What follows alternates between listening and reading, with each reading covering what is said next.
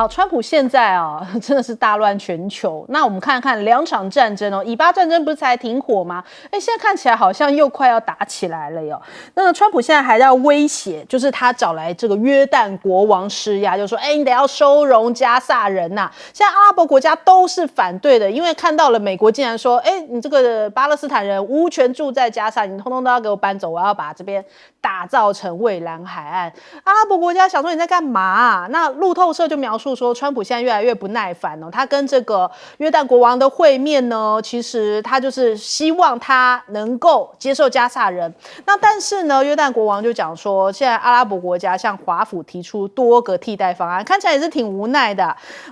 他说关键是如何以对每个人都有利的方式来实现这一点。但是川普好像没有想要管他的意思哦，就是自顾自的讲说，你就是要接受这个所有的加萨人呐。那这个阿拉伯国家就是包含了像是埃及也在讲，埃及的外长就说，阿拉伯国家拒绝这个广受谴责的计划，因为你美国凭什么说你们要拥有加萨就可以拥有呢？所以现在这个整个中东是不吃你这一套。那当然，对于加萨人来说，这是什么样的一个提案啊？哈马斯就是现在目前暂缓释放人质，哇，也让川普很生气哦，还下通牒说，如果周六不放人的话，就要让地狱爆发，就不排除可能会取消停火协议哦，就可能要更激烈的展开这个原本的战争，可能再升级再加嘛。那纳坦雅胡同样也是这样讲啊，就说如果你周六是个 deadline， 如果你不在这个时候释放人质的话，就要开火来应对这一场这个以巴战争哦。那我们看看哈马斯讲说，停火是让以色列人质唯一回家的办法。那希望以色列不要破坏停火协议啊，就是因为你们自己提出那么离谱的说要叫巴勒斯坦人离开加萨，那你怎么不说呢？所以你看看，也很多以色列人都看不下去了，在特拉维夫有出现许多的以色列人，就是上街头抗议。我们来看看画面，那这些示威者焚烧还有点燃火把，封锁了这个国防部的总部附近的一些道路他们讲说，纳坦雅胡是故意阻挠协议，甚至讲高喊以色列政府破坏了协议，是纳坦雅胡破坏了协议啊！明明就是讲好要停火，可是你们现在等于有点好像背刺这个巴勒斯坦人民这个全球也都看在眼里。那再来看看这个俄乌战争，白宫讲说，因为俄罗斯也释放了美国的公民嘛，现在看起来俄乌战争已经朝战争停止这个又迈进了一步了。然后白宫的国安顾问讲说，现在看起来，因为这个美俄双方有更多的沟通，所以看起来这个是释放一些可以沟通下去的讯号，也代表说未来停火协商这是一个曙光啊。那这个泽伦斯基就讲了，他说现在已经要抛出用领土来换领土的方案。那美国也是希望说你是不是可以就是把这个稀土也来提供给美国来做一些相关的交换呢？这个川普现在目前派出了美国的财长去到乌克兰来讨论稀土跟能源的合作，希望能够来这个终结战争。那川普也提到了，就说这个乌克兰有朝一日是要归俄罗斯的既然这个讲完之后还可以就是突然又变成有朝一日要变成归俄罗斯，因为他讲说他跟这个俄罗斯的关系非常非常的好啊，所以在川普的眼中是什么呢？就是你稀土我也要拿，那你该割让领土你也要割，然后最重要是我在这个地方我生意要继续做，就是欧盟的人呢要继续跟这个美国来买一些武器，然后来提供给乌克兰，然后让乌克兰有这个接下来有一些防御的准备让这场战争停止。所以你看每一个通通都是在算计什么？美国的利益啊。我们来问一下介老师。其实川普他昨天的记者会，他又在跟那个外界又在威胁了。他说就要礼拜六快到了，他希望这个哈马斯尽快回应，要不然真的就是说让地狱要爆发了我觉得他这样做的话，就变成就是说本来还是以色列跟哈马斯之间的一个冲突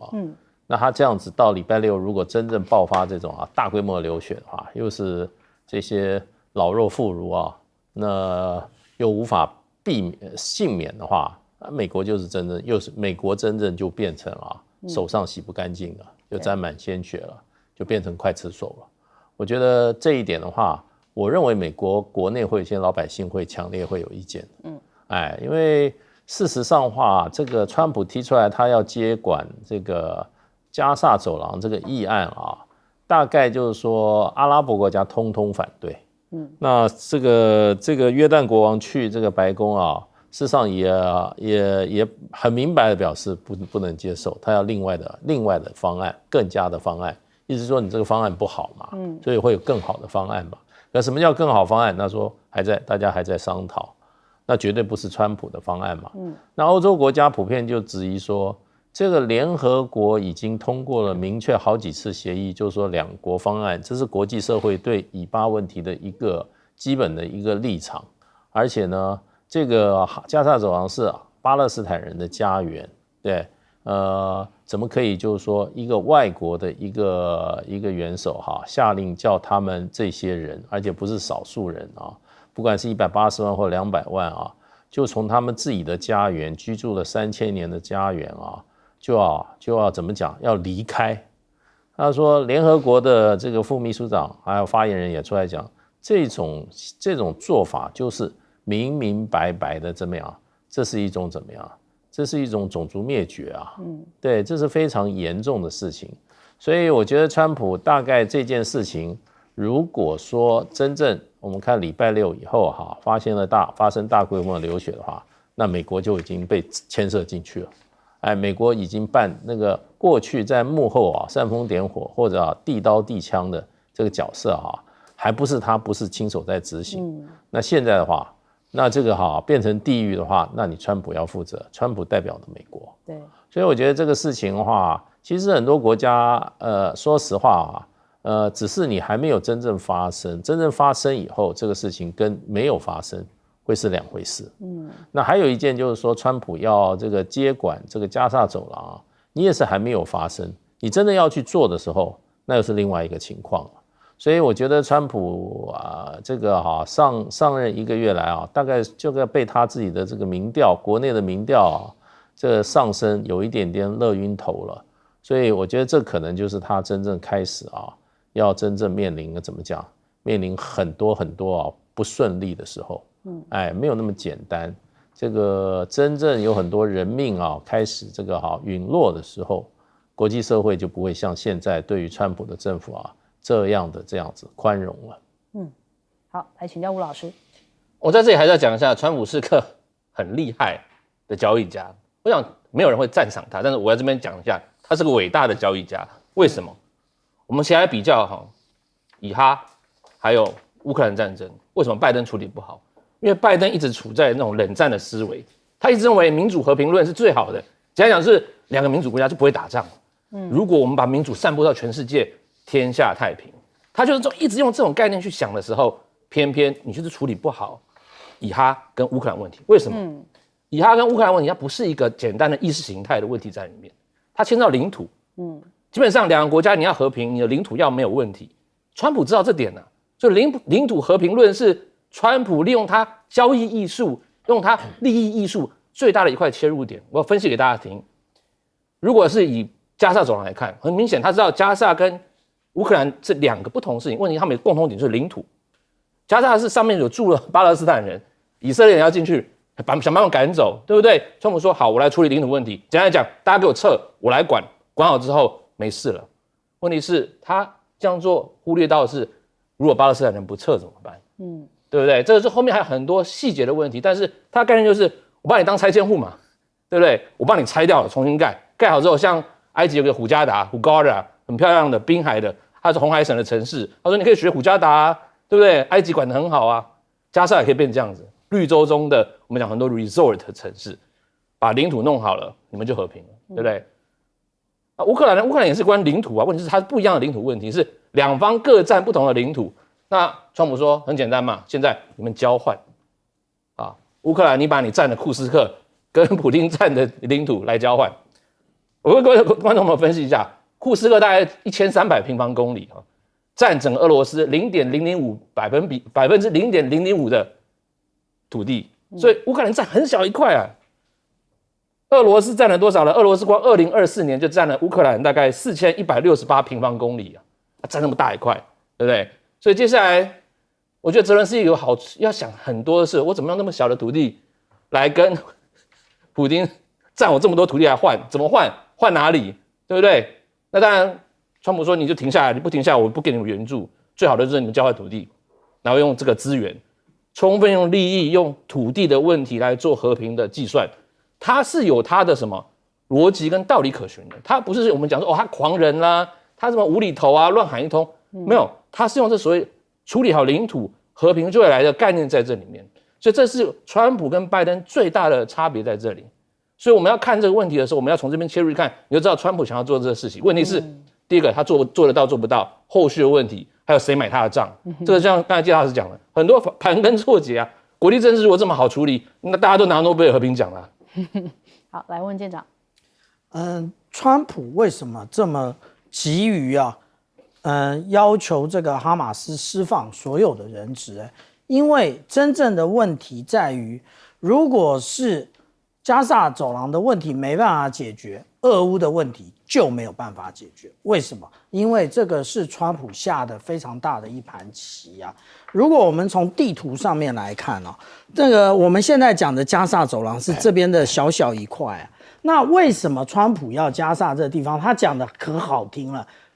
蔚蓝海岸。川普有没有想要在这里建个港，然后让美军实际上在地中海这里可以落脚？为什么在这里落脚？因为前面在北边叙利亚这边，事实上是俄罗斯的塔尔图斯。那这个地方呢，现在虽然不怎么样，而且现在好像俄罗斯也撤得差不多，但是未来难料啊。那另外我们看到这边这个塞德港，也就是苏伊士运河的一个北边的出海口，也就是我们看到，如果他取得加萨走廊，这个也就是可以直接控制苏伊士运河。那我们再回想一下，他为什么要格陵兰？因为格陵兰的西南边有一个不动港努克港，这个不动港里面可以停4艘的万吨级的这一个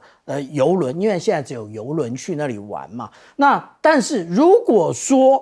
未来换成航空母舰不能停，我量过，它的水深够，可是它的码头长度不够。那但是另外一个换另外的，如果说是驱逐舰，或者是换成这一个巡洋舰，可不可以？可以，最少停4艘。那它那个是不动港啊，也就是唯一我们讲到在西南航道唯一的不动港，所以川普其实是要遏制住现在在这一个所谓地球暖化所出现的一个新情势啊。那另外呢，我们讲到说这一个如果加萨没有解决，那其实他就换不到什么。这个是我们看到那个纽约时报他的报道，也就是这是很久以前的报道，去年的报道，他就是一直说，其实那个时候川普就要跟那个拜登换什么？换钴、石墨等20种那个重要的关键矿产，但是他压住不继续交换，为什么？他在等川普。现在川普上来了，他要换，可是我们回头来看一下，这个泽伦斯基当初说要发动这一次，当初不是说要停战，就是必须要加入北约，必须要拿回那个克里米亚，现在2个都没有。而且我们刚刚讲到说，这个有关于库斯克的这个大小，其实跟现在乌东还有克里米亚的那个大小其实差很多啊，那很小的一个范围啊。所以其实泽伦斯基什么都没有换到，也就是乌克兰白打了这一场，死了这么多人。我们等着看下一个，也就是泽伦斯基怎么样帮自己准备好黄金降落伞，自己落跑了。好，我们先休息一下，广告之后马上回来。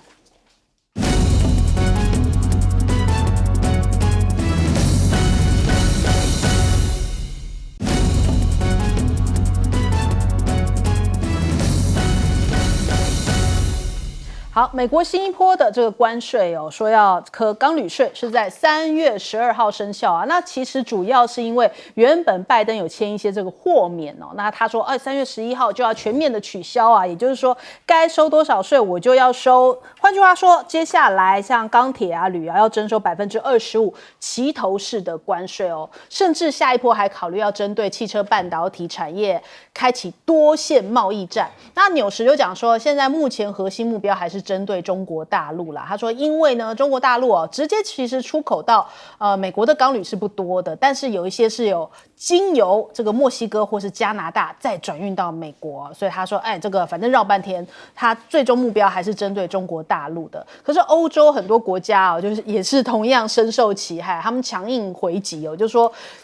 将会毫不犹豫的进行报复措施哦。现在欧洲真的也是被川普搞得这个头很痛哦。那再来看看这个 CNBC 有发文章，就是引述了普丁的话，他说呢，川普将会呢恢复欧洲秩序，而欧洲很快的也会站到他们美国主人的脚边哦，轻摇尾巴，也就是不看好啦。欧洲讲的说会毫不犹豫的这个报复哦，看起来好像川普并不是这么认为，他认为到时候欧洲还是会跪下去的。那再来，莫迪周三也要访问美国，要会晤川普哦。那不过现在莫迪也有释放说，可能自己会先削减一些这个关税哦，避免美国对他发起贸易战，要削减10多个行业的关税，涵盖电子产品啊、医疗跟外科设备哦，要促进这个对美的出口。那再来这个另外一个场面哦，就尴尬了。AI 的这个智能峰会在巴黎举行哦，那这是马克宏大操大办，想要展现说，我们欧洲也是有在要搞 AI 的。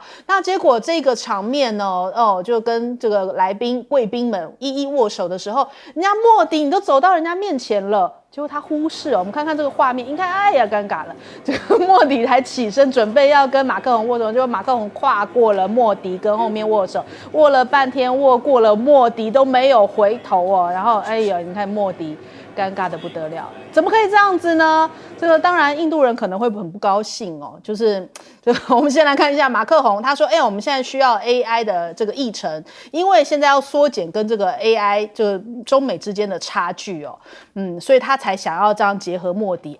莫迪是你这个主要的一个合作的伙伴呢，结果你竟然跨过人家。你别忘了，今天还有一个最新的报道，全球领袖支持度，川普才排第5名，榜首是谁？榜首是他，是莫迪耶！你竟然忽略了全球这个领袖支持度最高的莫迪。然后我们还去查了一下，那你马克宏排第几嘞？结果后来查，这个敬陪末座排第22名，然后23是尹锡悦。那马克宏，也要自己要加油一点。但是他这一番讲话就说，我们跟中美的 AI 差距很大，冯德莱恩不支持哦。冯德莱恩就说，常听到有人讲中美在领先的位置，我不同意啦。他说我们欧盟要投入2000亿欧元来到 AI 的相关的行业。那目前这一场这个巴黎 AI 的这个峰会呢，61国有签署，可是这个美国跟英国却是拒签这样子共同的宣言哦，所以美国的讲法是什么？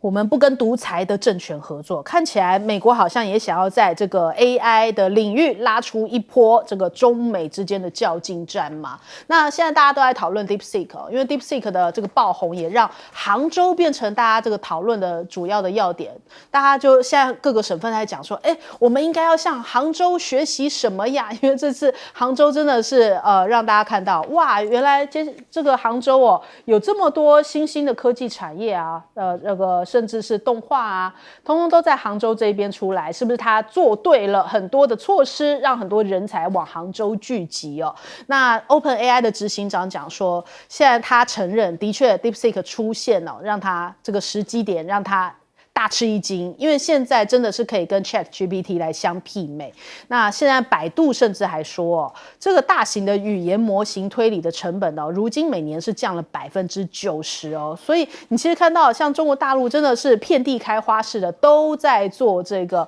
DeepSeek。我看今天因为是元宵节，好多都是用这个豆包就是那个字节跳动做的这样子，用这个哪吒的方式，有那个影片啊、照片啊来跟大家做元宵拜年。所以你看，这种现在那么普及的，在大陆那边，各个龙头企业都在做 AI 这样的状况，就是因为人才多嘛。那你看这个现在还有彭博社它针对了7家新创公司的创办人，还有这个 AI 专家研究发现，这个 DeepSeek 的估值大概在10亿美元到1500亿美元之间哦。那所以他们讲说，看起来梁文峰的身价可能会成为亚洲科技富豪，甚至有可能会超过这个黄仁勋啊。所以真的确是蛮看好 DeepSeek 的。我们来先问一下介老师。我想就是说，美国这一次的关税战跟川普1.0的关税战有点不一样。那一次的美国实行的贸易战是专门针对中国大陆，对其他的话，它个别的只是把原有的这些优惠的关税待遇把它取消。比如说它跟当时的北美自由贸易协定的这个另外2个签约国加拿大跟墨西哥把那个自由贸易协定改成美加墨贸易协定。把美国给予这2个国家的很多优惠的贸易性措施都给它，要不然就删除，要不然就把它这个降低水准。所以另外的话，那么对于韩国的自由贸易协定也重新签。那这一次我觉得川普这个贸易战跟上一次他第1任的时候最大的不同，就是他针对单项目进行全面的打击。也就是他选择项目而不选择国家了，贸易国家不是他唯一的目标了，因为这个所谓的这个钢铁跟这个铝矿的25%的这个关税那是对所有各国，只要你要卖到美国，那通通一律都增加25%，所以打击面是就是说全方位的，所以说对所有的国家而言的话。那这个打击面是很大的那所有国家都被拉进来了，就欧盟也被拉进来了，那法国就是说这个日本、韩国那中国大陆都被拉进来了。我对于就是说纽时的这个说法说这个基本上中国大陆直接进口到美国的这个钢铝不多，可是针对的还是以中国为首我觉得这根本是胡扯，这个就是在那边欺骗读者，怎么可能是以中国大陆为首呢？这个现在中国大陆说它的钢铁都转移到加拿大跟墨西哥，那你告诉我转移了多少？事实上是很有限的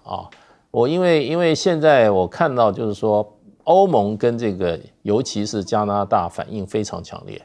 因为加拿大事实上是美国很重要的钢产品的一个怎么讲？一个输出国所以事实上对加拿大来讲那个影响非常大。欧盟来讲的话，他们基本上是比较尊重国际贸易法的，他基本上完全一定要报复，就是说请问一下，你川普先生这样做，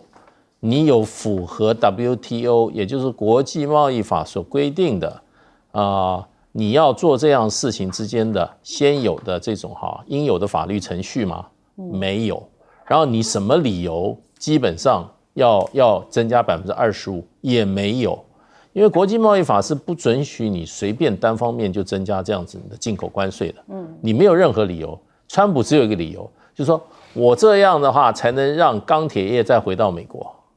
对，其实川普认为这样做是可以让钢铁业回到美国。那所以他才这样做，可是他的打击面是很大的。那你就要看各国能够接受的程度了那现在很多国家都还没有叫，其实韩国还没有叫，因为韩国现在也不能说群龙无首啦。韩国现在自己内部的事情还没解决。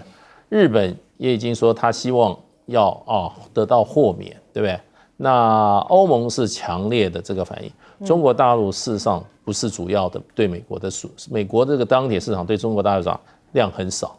所以中国大陆不叫。那我们台湾事实上的话，我们过去我们就已经被加了25%，所以呢，你现在加了25%，对我们是比较有利的，因为大家都变成跟我们过去的处境一样了，所以每个国家不一样。不过这件事情，我觉得才是美国开始跟各国在贸易产生短兵相接、产生冲突的开始。好，来请教吴老师。其实比较川普第1任跟第2任，他还是有一些轨迹可循啦。其实川普第1任的时候，他一开始对的时候也是对加拿大跟墨西哥，所以我们的北美自由贸易协定被它转过来变美加墨，最主要也是钢铁，并且它最主要也是希望把所谓的这个有关外包或者是外面的这个设厂移回美国。它用关税的意思是说，你东西进来会变贵，所以你的半成品，或者你汽车卖到美国变贵的时候，你就是来我这边设厂。所以它才对加拿大跟墨西哥下手，特别是墨西哥是不管是福特丰田或者是通用本田，他们设厂都是在墨西哥。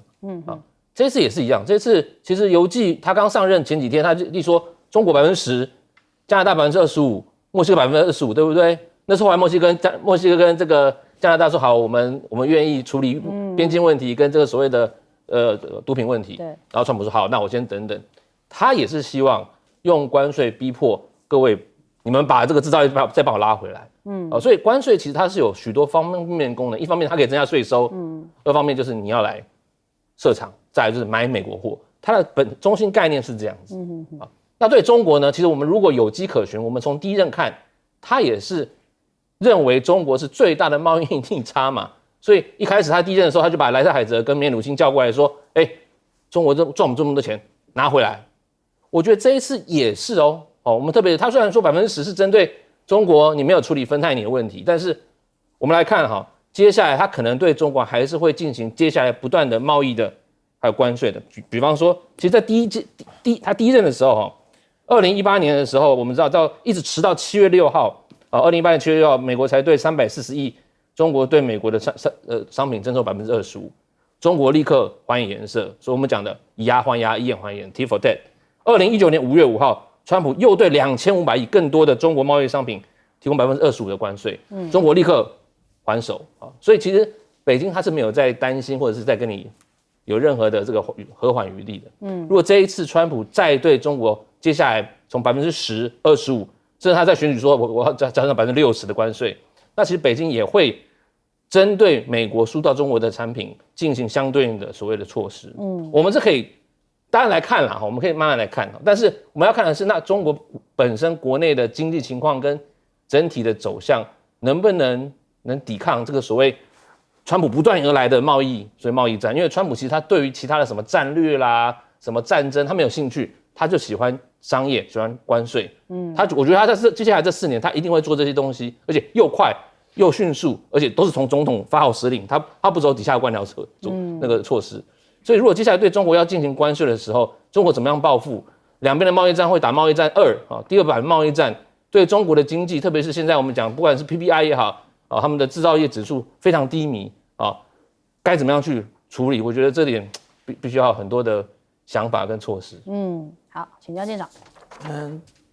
必须要说川普是非常会应对选民的。我们现在世界上流行一个标准也就是100日之内总统的一个满意度那我们现在看到川普的种种作为，那其实他就是来针对他的选民，然后他的政见要有感现在针对的就是我们看到铁旅的部分，铁旅的部分不就是他想让铁锈带的选民知道说，现在他这样的课税让美国有再工业化的可能，再工业化之后，这些铁锈带的选民就有工作了。所以这就是我讲川普厉害的地方但是呢，以这种关税来进行课征的话，而且对于中国大陆来讲它是叠加式的，也就是我们之前讲到说提升的10%的关税，然后它现在再课25%，也就是加起来就是35%不过呢，其实中国大陆应该也没有在怕，为什么？因为中国大陆其实它的这个有关于铁铝的部分它可以先输出到越南，它输出到越南，它的半成品到了越南之后，越南呢再进行加工，加工之后再卖到美国，那其实它的也就只有25%，这个也就是川普为什么要齐头式的这样课税，因为他知道他只针对中国大陆，中国大陆对他的报复，而且川普其实是想要在100日内到中国大陆去的，所以他如果针对中国大陆，那他怎么去呢？但是他对于全世界这样也就是中国大陆它输出到哪一个国家去进行加工，其实都有困难啊。那这个最重要的其实要看欧洲的态度是什么。可是呢，我们看到普丁早就笑你欧洲了，笑你欧洲不可能。为什么？因为其实从俄乌战争里面，尤其是大概最近半年，他已经看透了大家对于美国的种种措施是什么，而且实际上来讲，美国要求这些北约的盟国把装备提供给乌克兰。那你各国的军备，尤其是德国，那你怎么办呢？那你要再去跟美国买，所以真正赚大钱的是谁啊？是美国。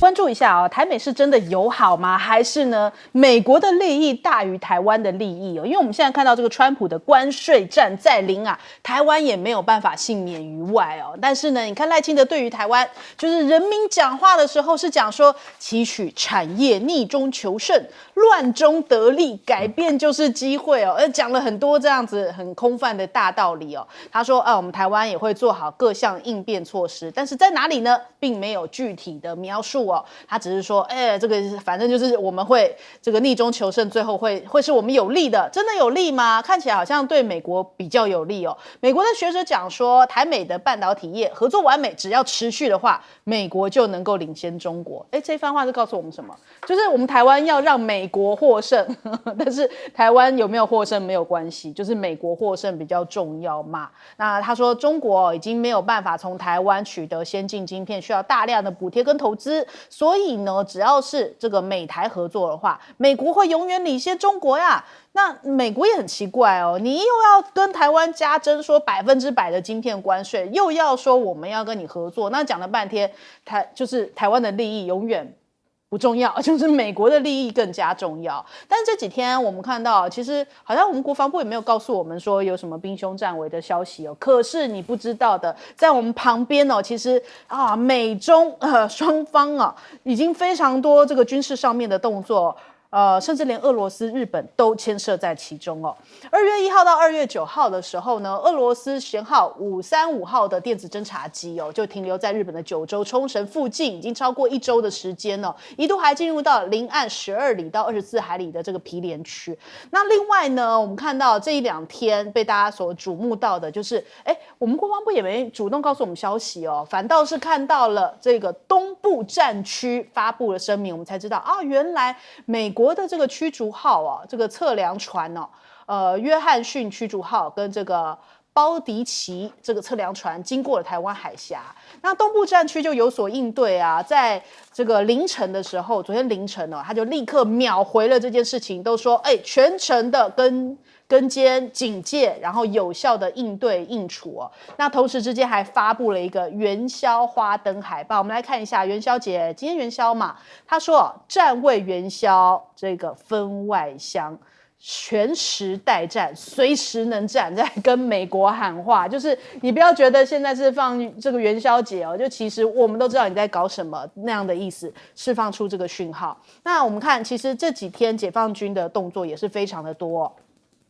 2月11号的上午就是运9呢巡逻机也经过了宫古海峡，往返了东海跟太平洋水域。那下午的时候呢，好像有一架这个中国大陆的无人机经过了与那国岛，也在台湾之间的海域往返。是不是这些动作都是在应对这个美国的测量船闯到这个台海这样的情况呢？然后到了下午4点钟，中国大陆舷号526的温州舰也穿越了海峡中线。这个是看起来相对的应处措施非常的多，那就是在我们的周遭，但是我们好像并没有看到国防部告诉我们相关的讯息那再来看看这个055卸下炮衣，这个是新头壳一个报道中国大陆的这个舰队在南海这边宣示主权，那美国 B1B 跟菲律宾的战机联飞来进行了反制那他们也拍下了055型驱逐舰卸下炮衣的相关的照片，所以不仅是台海有这个升高高这个风险的趋势。在南海这边，同样也是中美之间动作不断。那歼20他们现在就根据战区的报道，他们的隐形战斗机在外部有挂载多达8枚的霹雳15中远程的空对空导弹那这个类似是美军第5代战机这个相关的模式就是用隐形然后重挂载的双作战模式，所以看起来第一岛链非常的不平静那但是呢，在第一岛链当中，最近日本好像想要又跟美国好，也要跟中国大陆好，就是在找一个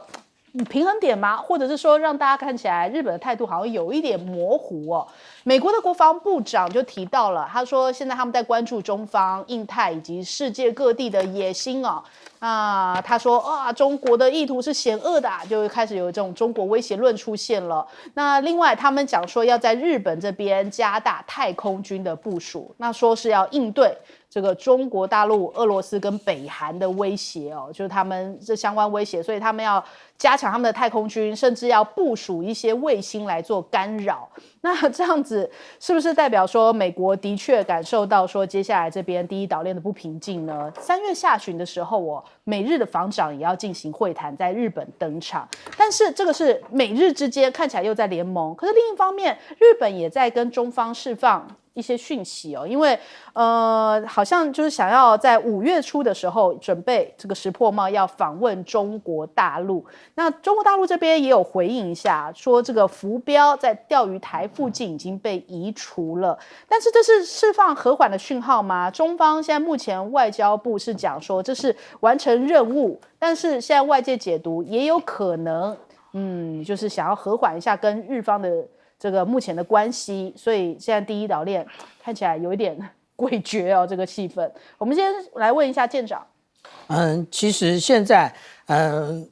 美国、日本、菲律宾、澳洲还有法国在菲律宾海进行这个太平洋斯特勒2025的一个军演那之前呢，我们所看到的就是法国的戴高乐号那个打击群还没有编成的时候，长得是这个样子。但这张图的重点不在于这4艘船，在这第5艘船。这第5艘船呢是解放军054A 的飞弹护卫舰，也就是说，其实这个才是真正的尽在掌握早就知道你要去那里，然后我就掌握你。那我们刚刚讲到说，这一连串的兵力其实都跟太平洋斯特勒这个军演是有关的。那我们又看到了2月8号，其实这一个日本防务省统合幕僚监部他发布的也晚了，也就是2月8号，其实这个815的这个电子侦察船，那它已经通过宫古海峡，它准备要去换我们刚刚看到的054A 的位置。那其实我们刚刚讲到这个强森号跟包迪奇号这件事情，果然没错，国防部没有说清楚。为什么没有说清楚呢？其实我们来看国防部的这张图我们就可以看得很清楚。也就是说，为什么在台湾的北边有这么一个直升机的位置？这个直升机的位置之前在那个花莲的东部，那前几天呢在鼻头角的东部，那现在为什么跑到这么北边来？也意思就是他在等强森，就是美国的强森号驱逐舰跟史迪奇号的这一个对不起，是包迪奇，不是史迪奇。包迪奇号的这个测量船，那这个测量船呢，只要是解放军的测量船来了，国防部都敲锣打鼓的这个指责那个抱怨的。那现在美军的来了，你怎么不说啊？那这一艘船，也就是我们看到包迪奇号，它其实在2016年曾经到达了这个马尼拉湾的附近。那虽然它是在这个也就是我们讲到的领海之外但是他做了一件事情，他放了水下的滑翔机那这个水下滑翔机它最主要的，也就是说它可以因为它的深度，然后来探测这个盐度，以及探测这个所有的水文环境。那包迪奇号其实做的就是这件事。他到台湾海峡来做这件事，我请问国防部，你为什么不对于这件事情提出任何的指责跟抗议呢？你这个时候你一句话都不说啊！其实这件事情非比寻常。为什么？因为我们在前几天啊，从卫星上面看到什么？看到解放军它发展出来了这个超大型水下无人载具，就是这个位置啊。这个水下无人载具呢，其实它的吨位不是一般般啊，它的吨位其实高达600吨啊。那我们一般，即使是我们看到那个美国的这一个 Orca 这个虎鲸号的这一个水下无人载具，它也没有那么大，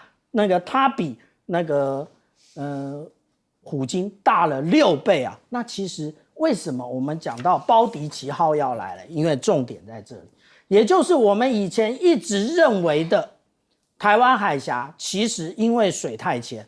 它的平均深度不到150公尺，其实不适合这个潜舰作战。可是当有了我们刚刚看到这个超大型水下无人载具的时候，这个水下无人载具可以。那当这个水下无人载具可以的时候，这个时候美军就回头来看看水下的底质。那我们刚刚讲的包迪奇号，它其实有所谓的这个侧扫声呐，它可以因为这个讯号的强度以及特征呢，来探测台湾海峡下面的一个底质到底是什么。那从了解了体质之后呢，他再用多波束的测声仪啊，然后进行海底详细的测绘，这个才是我们在观察这2艘船来的原因。而且有另外一个进行佐证，我们以前所看到的美军的这个驱逐舰通过1天就结束了，可是现在我们所得知的时间是从10号、11号、12号，为什么开得那么慢呢？因为它就是在做海底水文的探讨。我再问一次，国防部，你为什么不抗议？你为什么不指责？这个时候你就各种好棒棒，你到底是抱着美国大腿，还是尊重国家的主权？好，请教介老师。现在这个世界各国，尤其亚洲各国，对于川普可能会发动对于自己的这种贸易战都是严阵以待。都已经不是说在那边嘴巴讲了啊，然后呢，对自己的厂商训勉一下训话，精神讲话。政府本身有角色，而不是说这个都交给这个各个这个产业部门，你自己去看着办啊。这个我觉得台湾目前这个状况是很特殊，没有国家没有地方是这样做的啊。那比如说日本，像这个石破茂，上个礼拜已经去了白宫，对，他提出的句话很具体啊，他要对美国投资4年内投资1兆美金，他这个基本上你看这个，他就让他跟川普的见面，尤其在贸易上的问题上没有太多的交火。虽然川普说，我要继续搞这个所谓的对等贸易啊，可是这场会议里面好像没有看到这个硝烟味啊。那所以我觉得就是说，本来日本的对美国的去年的贸易顺差，事实上685亿美元，还低于台湾。台湾我们去年从美国赚多少钱？我们去年赚了我们赚了739亿。我们对美国的出口是1163亿，我们对美国的进口只有424亿。所以川普手上有一张账单，他有一个很统计图表，谁，他认为你赚他多的都是占他便宜的。所以我们对于这个状况，我们要高度警惕，而不是回过头来跟我们的厂商说你们要怎么样，期许我们的产业要逆中求胜，然后乱中得利。我们厂商交了那么多税给政府，政府就冲这个8字真言，你们自己去干嘛？自己去闭门苦练啊！这个是很荒谬的。我就觉得就变成最近有一个原来绿色学者，就是说这个民进党只会选举不会治国。我觉得也不是这样，是选举很认真那治国是马马虎虎，不是不会，他态度上就有问题对，所以这个真的是，我觉得现在在看到日本啊，像越南啊，像这个印度啊，他们都在积极在寻求什么政府出面来把这个问题啊，能够找到一个方式，因为不管你是你的关税的决定，或你投资，你官方做什么投资，或者对美方的货品有什么进口的优惠的话，这你政府要准备好一张清单，要拿出来啊，要准备要谈判的。你不能说到了现在这个节骨眼，别人都已经怎么讲，都已经3级警戒了，你还在老神在啊。所以我觉得真的是不会治国，而且又马马虎虎。好，来请教吴老师。日本他在石破茂下，他玩美中的平衡策略，他不但投资美国，加大力度，他对中国他也是把过去一些他们不敢碰及的东西，他拿出来讲啊，比方说去年石破见到习的时候，他谈到1972年的日中联合宣言，台湾是中国不可分割一部分，他都讲了。2018年之后，基本上没有首相要去碰，他碰了，所以他代表说他很知道说经济安全美中之间，他知道是一个平衡点。那台湾我想在民进党政府中，我们不能做平衡点，因为你要抗中保台，你势必要护从美国。那护从美国，我们在国际关系里面讲这个 bandwagon， 你不是完全不用做事的，你要做事啊。美国希望你要有做一些作为，所以其实早在拜登政府的时候，他用这个 like-minded， 我们讲意识形态相同的国家联盟，所以不管是民主好啊，这个联盟也好，台湾跟得蛮紧的。但是川普上来就不一样，川普他不用 like-minded， 他全部都是用利益哈。我们今天可以看他所有东西用利益为原则，以这个交易为原则。如果是这样的话，它非常重要的是，那在关税上面，接下来我们面对一个非常直白的问题，就是台湾在上面我们要做出多少的奉献或贡献。因为你要护从美国，你不可能什么都不做嘛。好，那就来了。刚才价值讲了，我们的顺差去年2024年是739亿，基本上是比2023年多了55%哦。好，那比川普第一任呢？川普第一任台湾只赚了美国大概167亿美元，那是排13哦。我们是第13位贸易顺差哦。到了去年，我们跑到第6位了。如果你是川普，你在选举的时候，你看到这个账单，那你会想什么？哇，他赚了好多钱，我要把钱拿回来。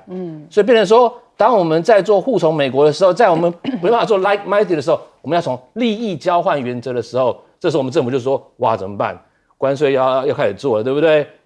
那基本上川普用关税，他其实关税是一个方法，是双面刃。他一方面赚你的钱，一方面希望什么？你把产业移到美国去投资，要去投资就设厂，所以他希望台湾去设厂。对，所以接下来川普会用几个，我想他的一个 strategy 就是。第一个